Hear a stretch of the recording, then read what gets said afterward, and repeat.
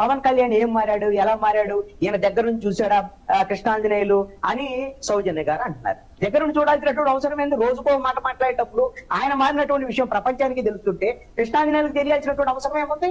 మీకు ఒక విషయం చెప్తాను. ఈ జనసేన పార్టీ ఎన్నికల కమిషన్ కి ఇచ్చినటువంటి పార్టీ కాన్స్టిట్యూషన్ లో రాసినటువంటి అంశం ఏంటి అని అంటే, సెక్యులర్ అండ్ సోషలిస్ట్ భావజాలంతో మా పార్టీని నడుపుతాం అని రాసి.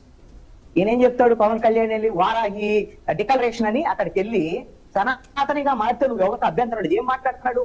హిందువులకు అన్యాయం జరుగుతుంటే ఎవరు మాట్లాడటం లేదు, హిందువులకు ఇంత అన్యాయం జరుగుతుంటే ఎవరు బయటికి రావటం లేదు అని హిందువుల్ని రెచ్చగొట్టేటువంటి విధంగా మాట్లాడుతున్నాడు. Pawan Kalyan already deputy CM ప్రభుత్వంలో ఉన్నాడు. నిజంగా హిందువులకు అన్యాయం జరిగితే, హిందువుల మీద దాడులు జరుగుతుంటే కాపాడాల్సినటువంటి బాధ్యత పవన్ కళ్యాణ్.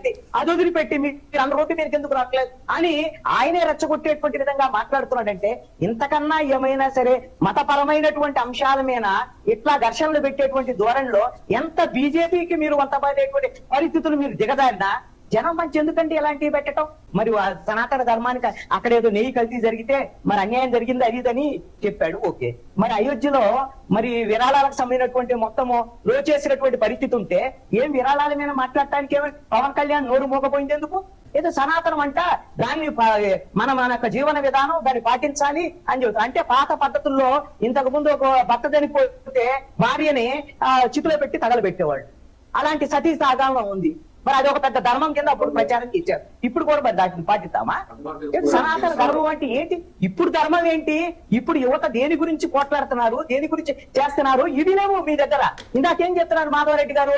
ఎవరో అధికారులు తప్పు చేస్తాట, ఎవరు నరేంద్ర మోడీ చెబుతాడా, ప్రభుత్వం చెప్తాడా నువ్వు పేపర్ లీక్ చేయమని? అంటే పదే పదే పేపర్ లీక్ అవుతుంటే నువ్వు దాన్ని అదుపు చేయలేకపోతున్నావు అని అంటే నువ్వు దాన్ని ప్రోత్సహిస్తున్నట్టా, లేకపోతే నీ చేతకాంతనమా?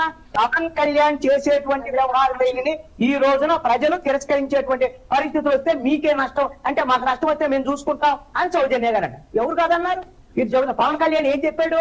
ఇంత మీరు రాజకీయాల్లోకి వచ్చినప్పుడు జీరో బడ్జెట్ పాలిటిక్స్, అసలు డబ్బులు అవసరం లేదు, డబ్బులు నేను రాజకీయాలు చేయాలనుకుంటున్నాను అని చెప్పాడు. మొన్న ఎన్నికల్లో 21 మంది పోటీ చేశారు. ఎట్లా పోటీ చేశారు? ఎంత డబ్బులు పంచారు? ఏం చేశారు? ఇప్పుడు మీ ఎమ్మెల్యేల పరిస్థితి ఏంది? మీ ఎమ్మెల్యేల మీద ఎంత అవినీతికి సంబంధించినటువంటి ఆరోపణలు వస్తున్నాయి? పవన్ కళ్యాణ్ సీరియస్ అయినటువంటి పరిస్థితులు కూడా ఉన్నాయి కదా.